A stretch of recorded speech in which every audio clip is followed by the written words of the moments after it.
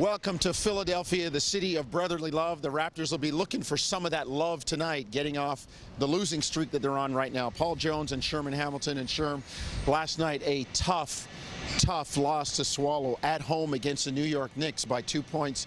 So many things that you can look back at in that loss for Toronto and say, shoulda, coulda, woulda, next time we need to fill in the blank. No question about it. The three-point line really hurt the Raptors, and Knicks did a great job in terms of establishing early in the game that they were going to really hurt them from the three-point line, and then talk about the Raptors in terms of not being able to play with the same kind of energy that the Knicks jumped them with early in the game. And you're on home court. The Knicks are a better team. You got to be more focused, and the bench disparity was difficult to overcome. Having said that, the Raptors missing some key pieces, but I just thought the Knicks bench came into the game and continued to have impact throughout 4 quarters. 54-23 was the bench scoring. As Sherm said, the three-point line 11-4 in terms of makes for New York. And Sherm, let's explore that a little bit further. Toronto's bench weakened because some of the bench players had to step up a notch. No DeMarre Carroll. Terrence Ross out with a thumb injury on his non-shooting hand, and there is no timetable for his return to basketball activity, so who knows how long he's going to be down. There's opportunities for other guys, and they need to step forward. Well, there is, and James Johnson, I think, is taking advantage of his opportunity. He's doing a good job, I think, from a defensive perspective of really engaging. His last 2 matchups have been difficult. Yes. Dwayne Wade and Carmelo Anthony, those are no slouches, and he's been able to physically match up with those guys. They're going to score, but he's staying in the battle, and you need that. But coming off the bench, they're struggling. Patrick Patterson hasn't been able to find his rhythm, and they need his shooting out there.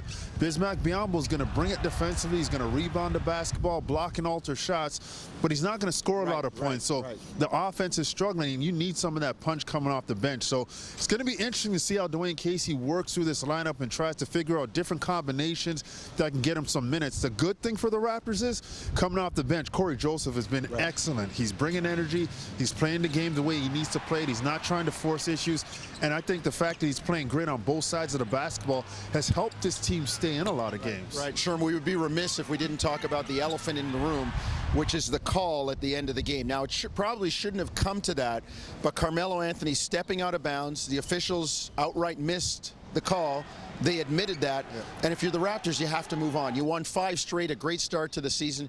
You've lost your last 3, but you're hoping to get well against a young, developing team in Philadelphia that is 0-7 and is yet to win. And you don't want them to be the first notch. You don't want to be their first notch. So Toronto's going to have to play hard tonight against the Sixers. Well, you make a good point. I mean, the fact is Carmelo did step out of bounds, but you can't have a hangover going into a back-to-back against Philly. And this is kind of reminiscent, although Orlando's a better team, but Orlando was hungry for a win when the Raptors walked into their building. So you better believe Philly is trying to get a W, and they're looking at a divisional foe and saying, hey, this would be a good win to get. So the Raptors have to shake it off. And I think, how do they do that? And we've talked about this many times over the course of this short season.